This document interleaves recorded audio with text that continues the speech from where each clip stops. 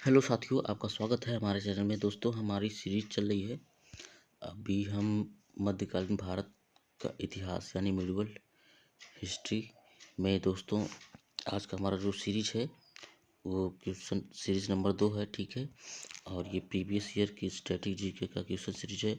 इसमें आप RRB, NTPC, UP constable, Uttar Pradesh लेखपाल और किसी भी वनडे एग्जाम में, यहाँ तक कि आईएएस और पीसीएस लेवल तक के एग्जाम में दोस्तों यहाँ से क्वेश्चन आपको देखने को मिलेंगे। ठीक है, तो आप दोस्तों अगर चैनल पे नए हैं तो चैनल को सब्सक्राइब करें और अपने दोस्तों के पास ज़्यादा से ज़्यादा शेयर करें।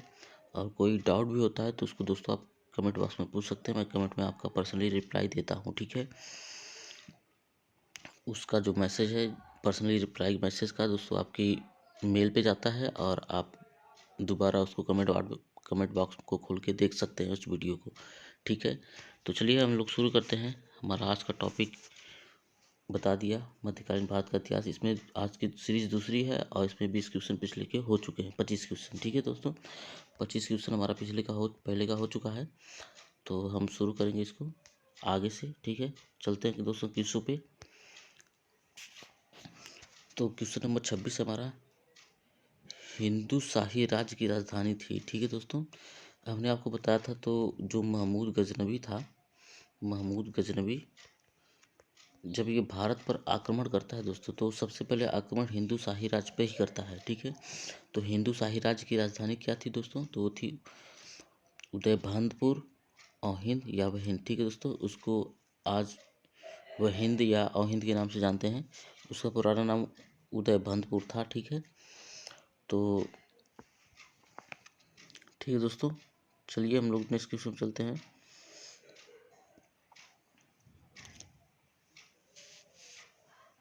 क्वेश्चन नंबर 27 है, महमूद गजनवी का भारत में अंतिम आक्रमण किसके विरुद्ध हुआ? तो दोस्तों महमूद गजनवी का भारत में अंतिम आक्रमण किसके विरुद्ध हुआ? तो दोस्तों इसने 1025 ईस्वी में सोमनाथ मंदिर जो गुजरात में पड़ता है, ठीक है, सोमनाथ मंदिर पे इसने आक्रमण किया और यहाँ से इसने इतना धन लूटा कि वो अब अपने साम्राज्य की तरफ वापस गया। मतलब जैसे अपने साम्राज्य की तरफ वो वापस चला गया धन लूटने के बाद। ठीक है, तो धन जब लूट के वापस जा रहा था तो उसके विरुद्ध जो जाट लोग हैं, भारतीय जाट हैं, जो अभी पश्चिमी यूपी, गुजरात, हरियाणा, पंजाब आदि क्षेत्रों में पड़ते हैं, अभी हैं। और पहले ये लोग थे कहाँ पे? लाहौर, पाकिस्तान, अभी जो पाकिस्तान है वहाँ तक ये लोग फैले हुए थे। ठीक है दोस्तों, तो ये जाट लोग थे दोस्तों। तो इन्होंने जब सोमनाथ मंदिर के धन को महमूद गजनवी को लूट कर जाते हुए देखा तो इन्होंने उस पर गुरिल्ला नीति से आक्रमण किया। ठीक है, और उन्होंने अपना काफ़ी धन उससे वापस, सोमनाथ मंदिर का काफ़ी धन वापस ले लिया और उसमें महमूद गजनवी घायल भी हो गया था। ठीक है, और वो अपने साम्राज्य में पहुँचते पहुँचते उसकी मृत्यु भी हो गई। ठीक है, तो जाट लोग थे दोस्तों। उसका 1026 ईस्वी में जाट लोगों ने महमूद गजनवी के विरुद्ध आक्रमण किया था। ठीक है, चलिए नेक्स्ट क्वेश्चन चलते हैं हम लोग। क्वेश्चन नंबर 28 है, हिंदू शाही राज्य का कौन सा शासक तुर्कों से बार बार पराजित होने के कारण ग्लानिवश आत्महत्या कर लिया? ठीक है दोस्तों, आपको पता है महमूद गजनवी जो भारत में सर्वप्रथम आक्रमण करता है तो हिंदू शाही राज्य के खिलाफ ही आक्रमण करता है। हिंदू शाही राज्य उस समय जो आज का वर्तमान पाकिस्तान है, उस समय इन लोगों का राज्य वहाँ तक फैला हुआ था। ठीक है, तो वहाँ पर दोस्तों जो जयपाल थे, राजा जयपाल, इन्होंने ग्लानिवश आत्महत्या कर ली थी महमूद गजनवी से बार बार पराजित होने के कारण। ठीक है, नेक्स्ट क्वेश्चन चलते हैं हम लोग। क्वेश्चन नंबर 29 है, महमूद गजनवी किस वंश का शासक था? ठीक है दोस्तों, तो महमूद गजनवी, ठीक है, महमूद गजनवी अपने को यामनी तुर्क बताता था। ठीक है दोस्तों, यामनी वंश का तुर्क बताता था। ठीक है दोस्तों, यामनी वंश का तुर्क बताता था। ठीक है, नेक्स्ट क्वेश्चन चलते हैं हम लोग। क्वेश्चन नंबर 30 है, महमूद गजनवी के साथ भारत आने वाले इतिहासकारों में कौन शामिल नहीं था? ठीक है, तो यहाँ पे दोस्तों किताब उल हिंद के लेखक अलबरूनी, तारीख यामनी के लेखक उतबी और तारीख सुबुक्तगीन के लेखक वाहिकी, ये तीनों लोग दोस्तों महमूद गजनवी के साथ आए थे। ठीक है, महमूद गजनवी के साथ महमूद गजनवी के साथ आए थे। और शाहनामा के लेखक फिरदौसी हैं, ये दोस्तों महमूद गजनवी के साथ नहीं आए थे। ठीक है, नेक्स्ट क्वेश्चन में चलते हैं हम लोग। दोस्तों वीडियो पसंद आए तो इसको लाइक करें, सब्सक्राइब करें, अपने दोस्तों के पास ज़्यादा से ज़्यादा शेयर करें।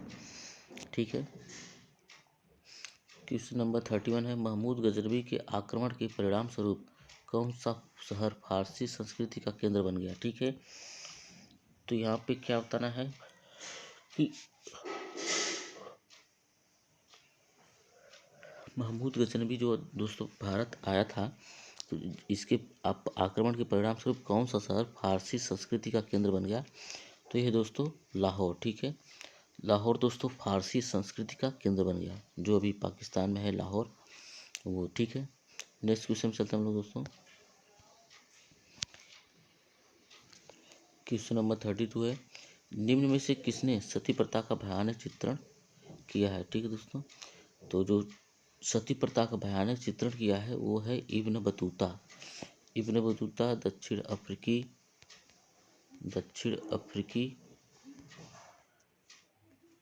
अफ्रीकी राज्य से आए थे। ठीक है दोस्तों, और ये मूल रूप से मोरक्को का निवासी था। ठीक है दोस्तों, आप इसको नोट करेंगे।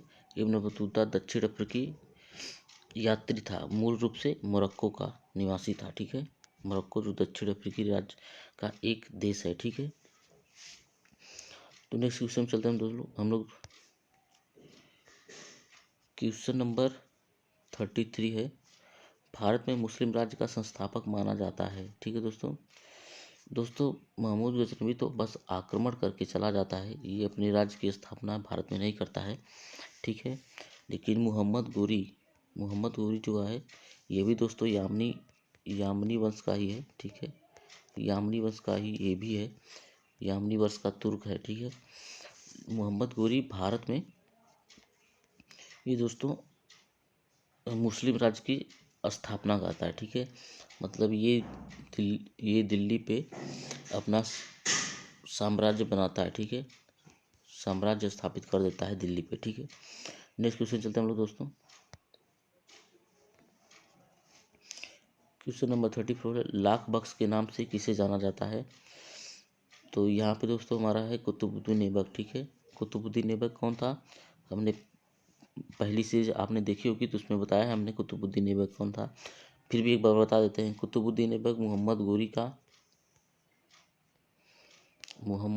का दोस्तों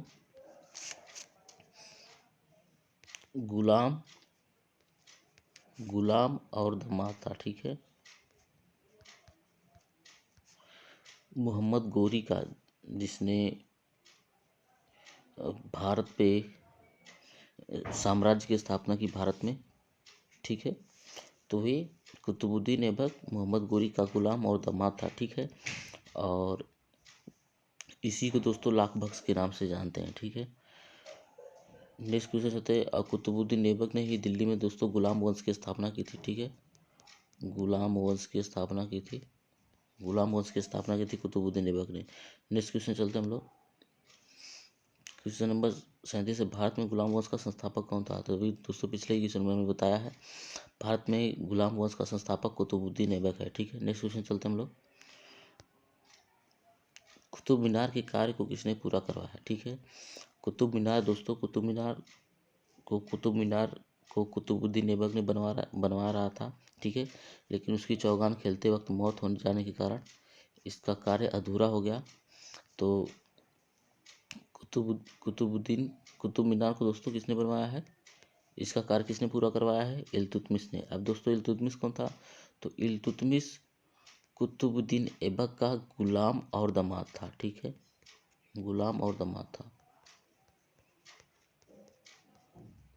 जैसे कुतुबुद्दीन ऐबक मोहम्मद गोरी का गुलाम और दामाद था, उसी तरह इल्तुतमिश कुतुबुद्दीन ऐबक का गुलाम और दामाद था। ठीक है, और इल्तुतमिश को दोस्तों गुलामों का गुलाम भी कहते हैं। ठीक है, एसएससी में क्वेश्चन बहुत बार पूछा गया है कि गुलामों का गुलाम किसे कहते हैं, तो इल्तुतमिश को गुलामों का गुलाम। ठीक है, गुलामों का गुलाम बोलते हैं इल्तुतमिश को। ठीक है, नेक्स्ट क्वेश्चन चलते हैं हम लोग।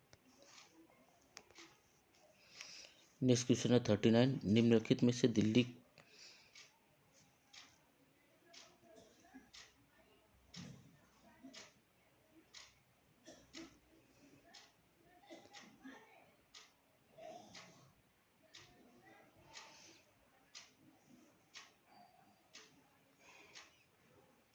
ठीक है दोस्तों, क्वेश्चन नंबर 39 है, निम्नलिखित में से दिल्ली का पहला तुगलक सुल्तान कौन था। ठीक है दोस्तों, निम्नलिखित में से दिल्ली का पहला तुगलक सुल्तान कौन था। क्वेश्चन थोड़ा डाउट है, देख लेता हूँ इसको।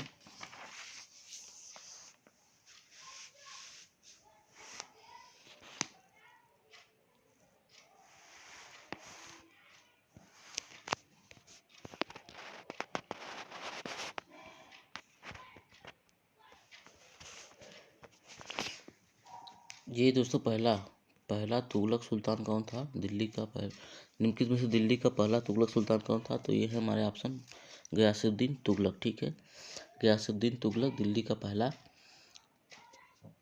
तुगलक शासक था। गयासुद्दीन तुगलक ने ही तुगलक वंश की स्थापना की थी। ठीक है दोस्तों, तुगलक वंश की स्थापना किसने की थी, गयासुद्दीन तुगलक ने। ठीक है दोस्तों, नेक्स्ट क्वेश्चन चलते हैं हम लोग। क्वेश्चन नंबर 40 है, पंजाब में हिंदू शाही राज्य वंश की स्थापना किसने की थी। ठीक है, पंजाब में हिंदू शाही राजवंश की स्थापना किसने की थी, तो हमारा ऑप्शन है बी कल्लर। यहाँ पे दोस्तों एक कल्लर है। ठीक है, कल्लर दोस्तों पंजाब में हिंदू शाही राज्य की स्थापना की थी। ठीक है, नेक्स्ट क्वेश्चन पे चलते हम लोग। हिंदू शाही राज्य कौन था, हमने पीछे के क्वेश्चन में बताया है। क्वेश्चन नंबर 41 है, अलबरूनी किसके शासनकाल में भारत आया था। ठीक है, अलबरूनी किसके शासनकाल में भारत आया था।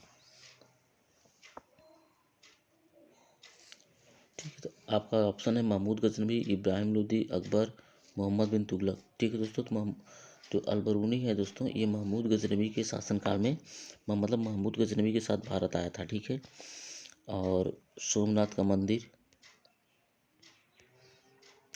मंदिर पे जो आक्रमण हुआ था, ये अलबरूनी की ही रचना किताब उल हिंद में लिखी हुई है। ठीक है दोस्तों, नेक्स्ट क्वेश्चन चलते हैं हम लोग। क्वेश्चन नंबर 44 है, निम्नलिखित में से कौन सा शासक था जो गुलाम राजवंश से संबंधित है। तो यहाँ पे हमारा जो सही ऑप्शन हो जाएगा वो इल्तुतमिश है। ठीक है, हुमायूं, अकबर और शाहजहां ये दोस्तों मुगल काल से संबंधित हैं। ठीक है, मुगल काल से, ठीक है, मुगल काल से संबंधित है।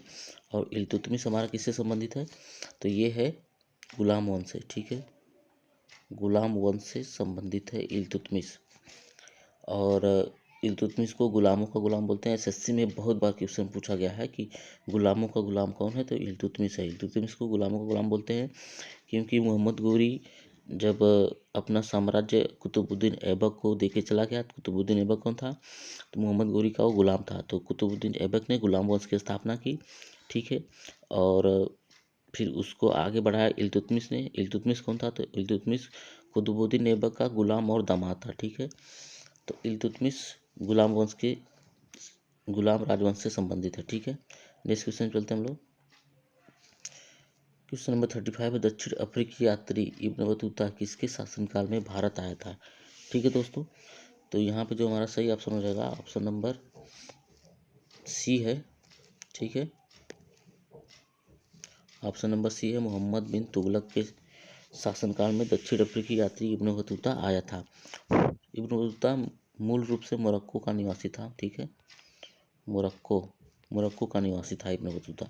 और किसके शासनकाल में आया था, तो मोहम्मद बिन तुगलक के। ठीक है, तुगलक वंश जब चल रहा था तो उसके शासनकाल में भारत आया था।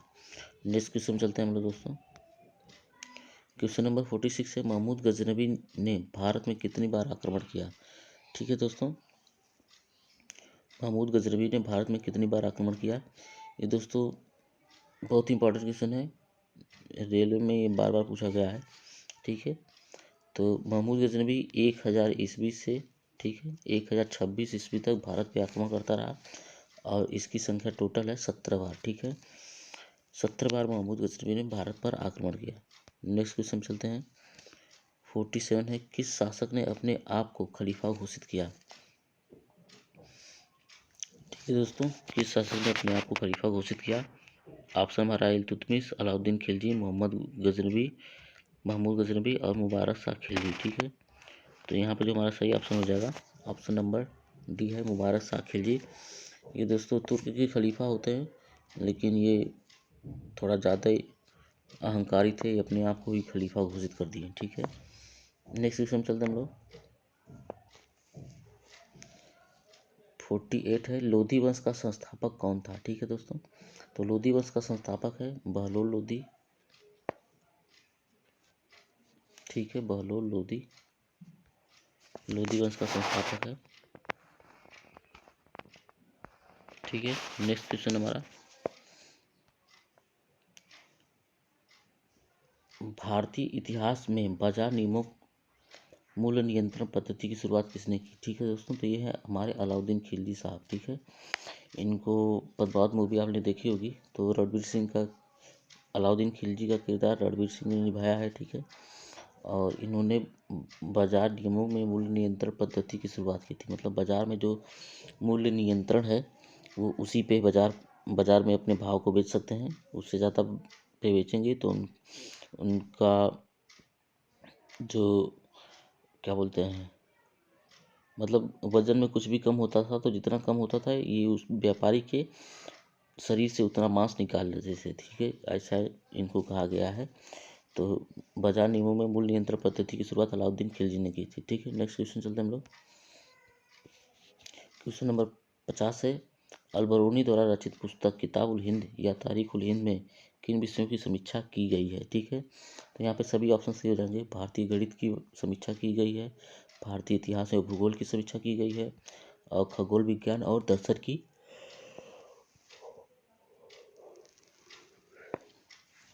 सभी विषयों की समीक्षा की गई है। ठीक है दोस्तों, भारतीय गणित, भारतीय इतिहास, भूगोल, भारतीय खगोल विज्ञान और दर्शन। ठीक है, ये सभी विषयों की समीक्षा की गई है किताबुल हिंद में। ठीक है, नेक्स्ट क्वेश्चन चलते हैं हम लोग। अलबरूनी का पूरा नाम था, तो अलबरूनी का दोस्तों पूरा नाम क्या है? अबू रेहान मोहम्मद। ठीक है, अलबरूनी का पूरा नाम है। ठीक है, नेक्स्ट क्वेश्चन हम लोग, क्वेश्चन नंबर 54, 11वीं सदी के भारत का दर्पण किसे कहा जाता है? ठीक है दोस्तों, तो 11वीं सदी के भारत का दर्पण किसे कहा जाता है? तो अलबरूनी की जो लिखी हुई किताब है किताब उल हिंद, उसको बोलते हैं। ठीक है, नेक्स्ट क्वेश्चन चलते हैं हम लोग।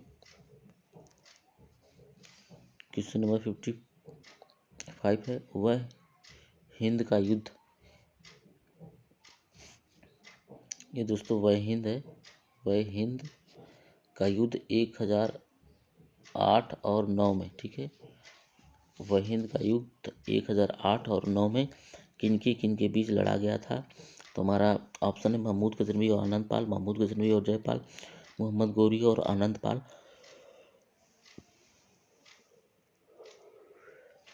और चौथा ऑप्शन है मोहम्मद गौरी और जयपाल। ठीक है दोस्तों, तो आपको पता होगा कि 1000 से 1026 ईस्वी तक, ठीक है दोस्तों, कौन आक्रमण किया? 17 बार आक्रमण किया महमूद गजनवी ने। तो आपके दो ऑप्शन तो वैसे ही खत्म हो जाते हैं। ठीक है, और फिर महमूद गजनवी और जयपाल के बीच जब युद्ध होता था तो जयपाल ग्लानिवश आत्महत्या कर लेते हैं, लेकिन वह हिंद का युद्ध दोस्तों महमूद गजनवी और आनंद पाल के बीच हुआ है। ठीक है, 1008 और 9 ईस्वी में। ठीक है, क्वेश्चन में थोड़ा मिसप्रिंट है, उसको आप ध्यान रखेंगे। नेक्स्ट क्वेश्चन है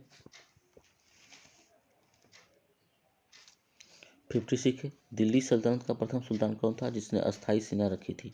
ठीक है दोस्तों, तो ये है अलाउद्दीन खिलजी, इन्होंने अस्थायी सेना रखी हुई थी।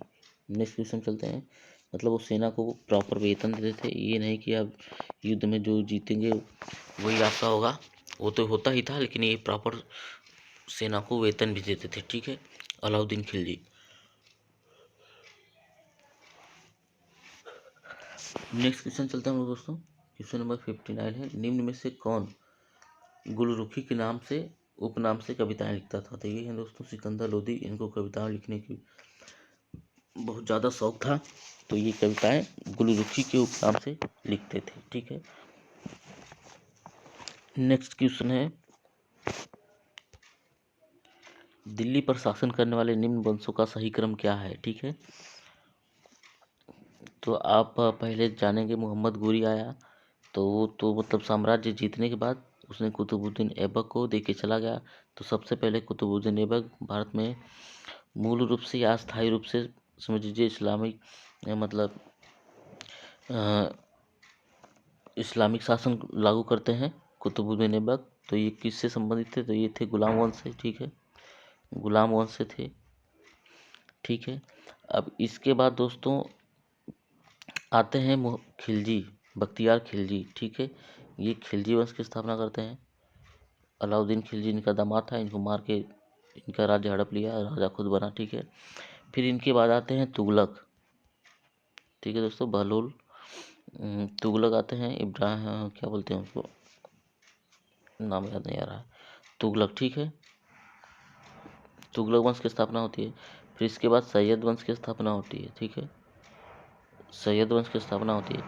और इसके बाद दोस्तों लोधी वंश की स्थापना होती है, ठीक है। तो हमारा क्रम क्या हो गया? 1 2 5 4 3, ठीक है दोस्तों, 1 2 5 4 3। तो हमारा बी ऑप्शन सही है, 1 2 5 4 3। तो आप क्रम याद रखेंगे दोस्तों। दिल्ली सल्तनत का क्रम गुलाम वंश, फिर उसके बाद खिलजी वंश, फिर उसके बाद तुगलक, फिर सैयद, फिर लोधी, ठीक है। नेक्स्ट क्वेश्चन चलते हम लोग।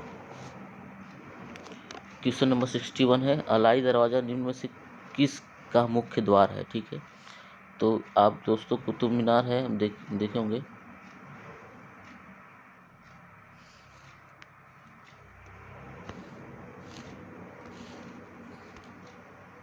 ठीक है दोस्तों, कुतुब मीनार है ये दोस्तों, उसका मुख्य दरवाज़ा है कुतुब मीनार का अलाई दरवाज़ा, ठीक है। अलाई दरवाज़ा का निर्माण किसने करवाया है? अलाउद्दीन खिलजी ने, ठीक है, अलाउद्दीन खिलजी ने अलाई दरवाज़ा का निर्माण करवाया, ठीक है दोस्तों। और नेक्स्ट क्वेश्चन चलते हैं। क्वेश्चन नंबर 62 है, इब्राहिम लोदी के बारे में निम्न में से क्या सत्य नहीं है, ठीक है।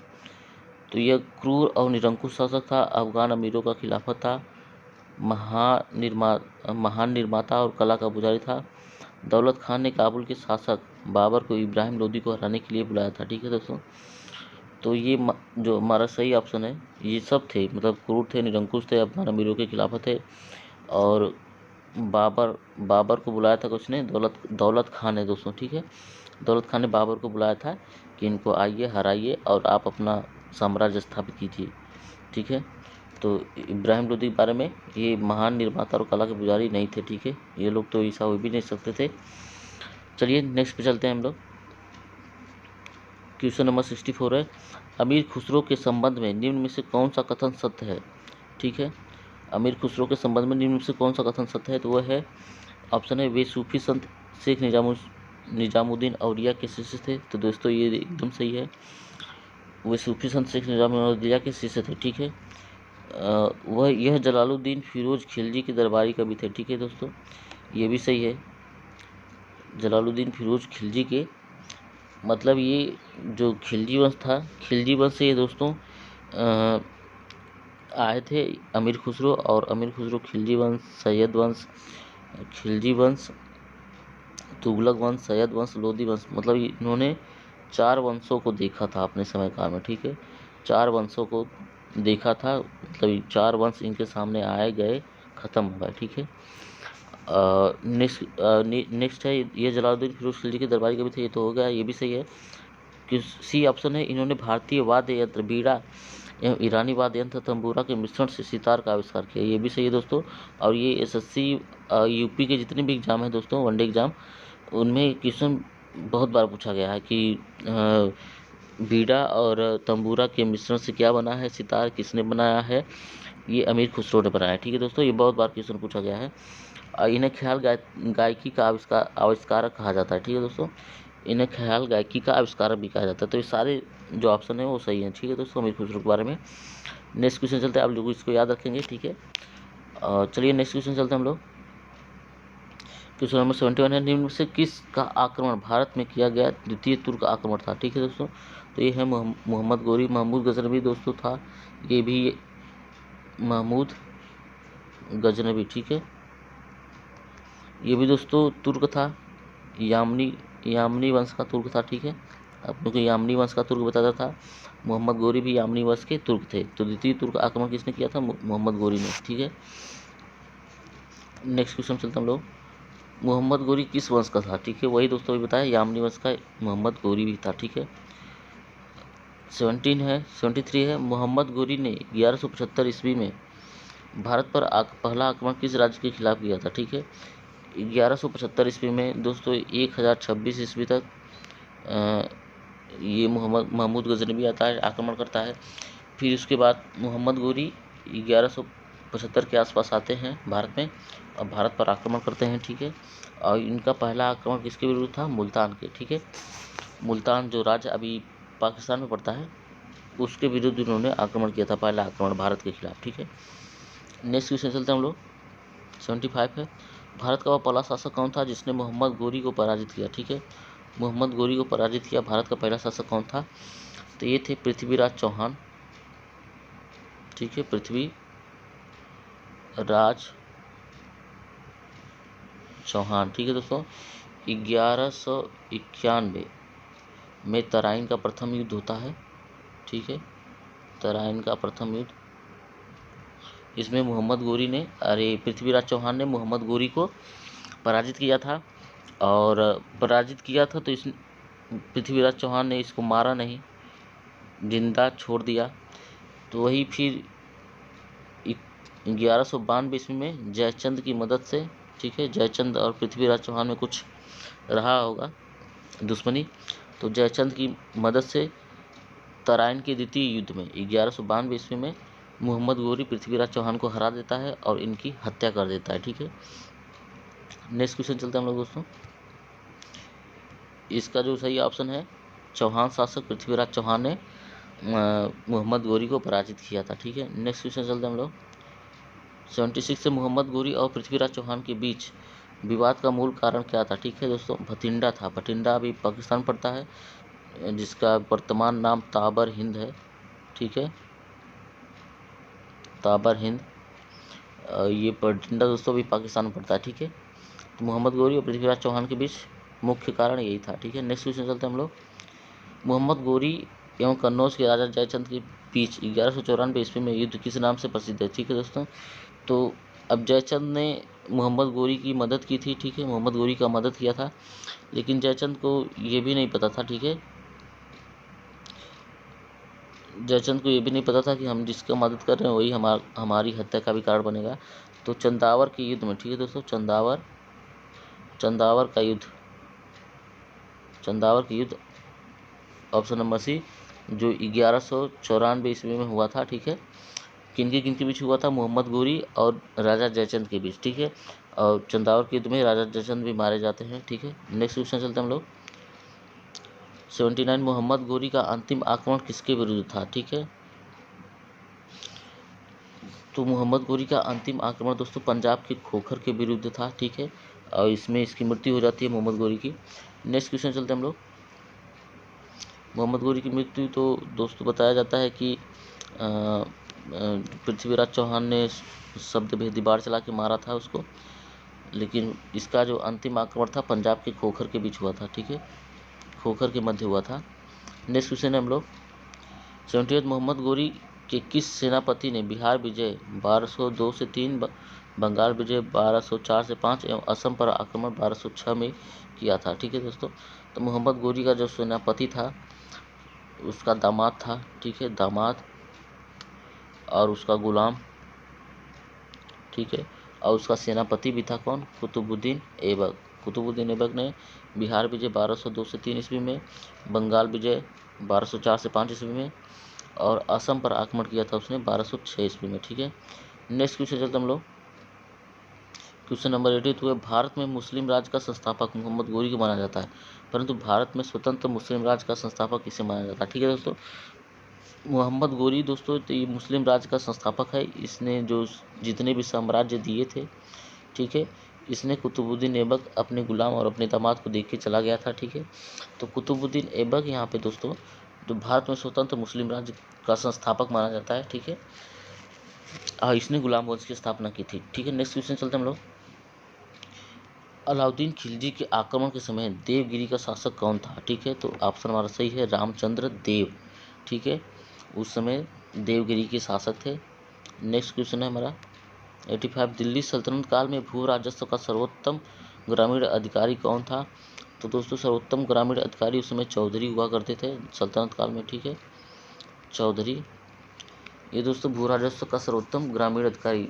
फिर जैसे अंग्रेजों के राज में जो हो जाते थे जमींदार होते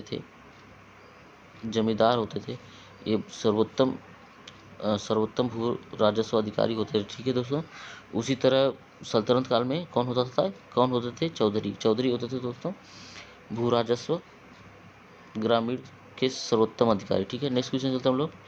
तैमूर के आक्रमण के बाद भारत में किस वंश की स्थापना होती है? किस वंश का राज स्थापित होता है? ठीक है दोस्तों, किस वंश का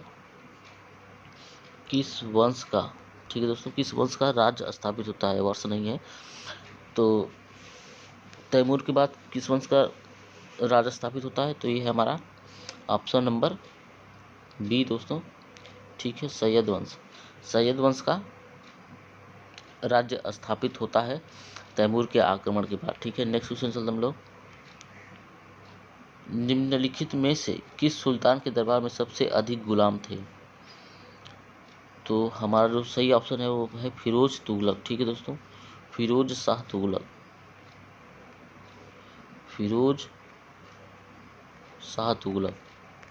ठीक है दोस्तों, फिरोज शाह तुगलक के दरबार में दोस्तों सबसे अधिक गुलाम थे। ठीक है, नेक्स्ट क्वेश्चन हमारा 88, निम्नलिखित में से किस सुल्तान ने बेरोजगारों को रोजगार दिया? तो ये दोस्तों हमारा फिरोज तुगलक दोस्तों बहुत से सुधार वाले कार्य किए हैं। जौनपुर में इन्होंने नहर का निर्माण करवाया था इन्होंने। ठीक है, बहुत से सुधार के कार्य किए हैं, लेकिन ये भी क्रूर और निरंकुश शासक थे। ठीक है, ये भी अपने इस्लाम का प्रचार प्रसार किया है और जबरन किया है। आप जौनपुर कभी गए होंगे तो आपको पता होगा अटारी देवी का मस्जिद है, अटारी देवी दोस्तों, और फिर उसके बाद मस्जिद है। ठीक है, तो इन्होंने अटारी देवी का पहले मंदिर था, वहाँ का प्रसिद्ध मंदिर था जौनपुर का, इसको इन्होंने तोड़ के उसको मस्जिद का नाम दिया है। लेकिन अब तो यहाँ पे कुछ नहीं होता, बंद पड़ा है, कुछ नहीं होता वहाँ पे। ठीक है, नेक्स्ट क्वेश्चन हमारा दोस्तों, अगर वीडियो मेरा पसंद आए तो इसको लाइक करें, सब्सक्राइब करें। ठीक है, और अपने दोस्तों के पास ज़्यादा से ज़्यादा शेयर करें। ये वीडियो दोस्तों आपको NTPC में स्ट्रेटजी के क्वेश्चन देखने को मिलेंगे इस वीडियो से, इस टॉपिक से, और किसी भी वनडे एग्जाम में दोस्तों आपको मिल सकते हैं इस टॉपिक से दोस्तों डायरेक्ट क्वेश्चन आपको देखने को मिल जाएंगे। ठीक है, तो आप अपने दोस्तों के पास ज़्यादा से ज़्यादा शेयर करें और लाइक करें, सब्सक्राइब करें। और दोस्तों अगर आपको कोई भी डाउट होता है, ठीक है, तो आप कमेंट बॉक्स में पूछें, कमेंट बॉक्स को मैं रिप्लाई दूंगा। आपका जो मैं रिप्लाई दूंगा वो दोस्तों आपको मेल आईडी पे जाएगा, जो आप अपने यूट्यूब चैनल से सब्सक्राइब जो यूट्यूब चैनल पे जो मेल आईडी डाले होंगे उस मेल आईडी पे जाएगा। ठीक है, और आप उसको दोबारा कमेंट बॉक्स खोल के देख भी सकते हैं। ठीक है, तो चलिए नेक्स्ट क्वेश्चन चलते हैं दोस्तों हम लोग। उम्मीद करता हूँ आप चैनल को ज़्यादा से ज़्यादा शेयर करेंगे। ठीक है, निम्नलिखित में से किस सुल्तान ने फलों की गुणवत्ता सुधारने के उपाय किए? ठीक है दोस्तों, तो ये हमारे फिरोज तुगलक हैं, इन्होंने बहुत से सुधार कार्य किए थे। ठीक है, नेक्स्ट क्वेश्चन है अलाई दरवाज़ा का निर्माण किस सुल्तान ने करवाया था? तो अलाउद्दीन खिलजी ने करवाया था अलाई दरवाज़ा का निर्माण, और ये कुतुब मीनार का मुख्य द्वार है। ठीक है दोस्तों, कुतुब मीनार का मुख्य द्वार है, मुख्य दरवाज़ा है अलाई दरवाज़ा। ठीक है, नेक्स्ट क्वेश्चन चलते हम लोग 94, अलाउद्दीन खिलजी ने प्रसिद्ध सेनापतियों के अलाउद्दीन खिलजी के प्रसिद्ध सेनापतियों में किसकी मौत हो गई थी मंगोलों के विरुद्ध लड़ते हुए? ठीक है, तो ये हैं हमारे जफर खां, जो दोस्तों अलाउद्दीन खिलजी के समय मंगोलों का आक्रमण सबसे अधिक बार हुआ, और इसी युद्ध में दोस्तों जफर खां की मृत्यु हुई थी, जो अलाउद्दीन खिलजी का सेनापति था। नेक्स्ट क्वेश्चन है हमारा तुगलकनामा के रचनाकार कौन है? ठीक है दोस्तों, तुगलकनामा के रचनाकार कौन है? तो हैं अमीर खुसरो दोस्तों तुगलकनामा के रचनाकार हैं। ठीक है, नेक्स्ट क्वेश्चन चलते हम लोग। मोहम्मद गोरी ने भारत में किस को प्रथम यक्ता किया था? क्वेश्चन थोड़ा डाउट है दोस्तों, इसको देख लेता हूँ मैं अभी।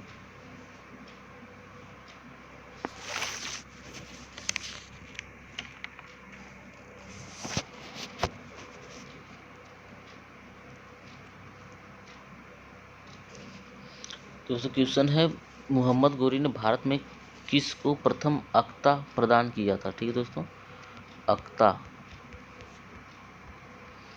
अक्ता प्रदान किया था। ठीक है, तो यहाँ पे जो हमारा सही ऑप्शन हो जाएगा, ऑप्शन नंबर बी है कुतुबुद्दीन ऐबक। ठीक है, कुतुबुद्दीन ऐबक को मोहम्मद गोरी ने प्रथम अक्ता बोले तो दोस्तों जो जीता हुआ साम्राज्य है उसको किसी को दे के उसको किसी को दे देना। ठीक है, तो ये है अक्ता प्रदान किया था, तो कुतुबुद्दीन ऐबक थे। जो जितने भी साम्राज्य उसने जीता था वो कुतुबुद्दीन ऐबक को दे के वापस चला गया था अफगानिस्तान। ठीक है, नेक्स्ट क्वेश्चन चलते हैं हम लोग।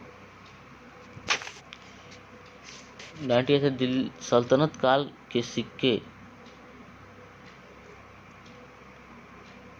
टंका, ठीक है दोस्तों, टंका, ससगनी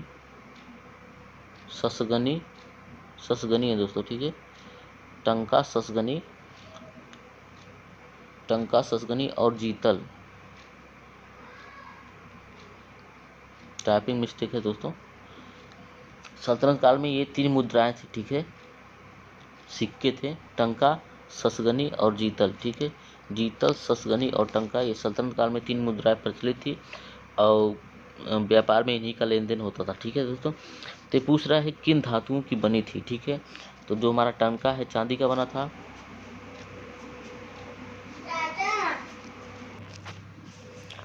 ठीक है दोस्तों, तो टंका, ससगनी और जीतल ये किन किन धातुओं के बने थे? तो ऑप्शन हमारा जो सही रहेगा, टंका बना था चांदी का, ससगनी बना था ये भी चांदी का बना था, और जो जीतल था दोस्तों ये तांबा का, कापर का था। ठीक है दोस्तों, नेक्स्ट क्वेश्चन चलते हैं हम लोग। चलिए दोस्तों, ठीक है, ये हमारे आज के क्वेश्चन थे। ठीक है, ये आज का लास्ट क्वेश्चन था। और दोस्तों वीडियो अगर पसंद आए तो इसको ज़्यादा से ज़्यादा शेयर करें अपने दोस्तों के पास। ठीक है, और ये दोस्तों यूपी लेखपाल, ठीक है, यूपी लेखपाल,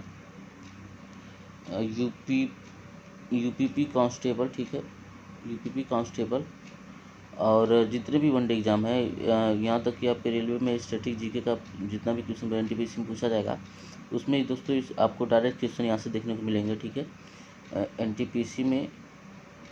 एनटीपीसी में स्टैटिक जीके का जितने भी टॉपिक का क्वेश्चन है यहाँ पे आपको देखने को मिलेंगे। ठीक है दोस्तों, तो आप वीडियो को ज़्यादा से ज़्यादा शेयर करें अपने दोस्तों के पास। ठीक है, धन्यवाद।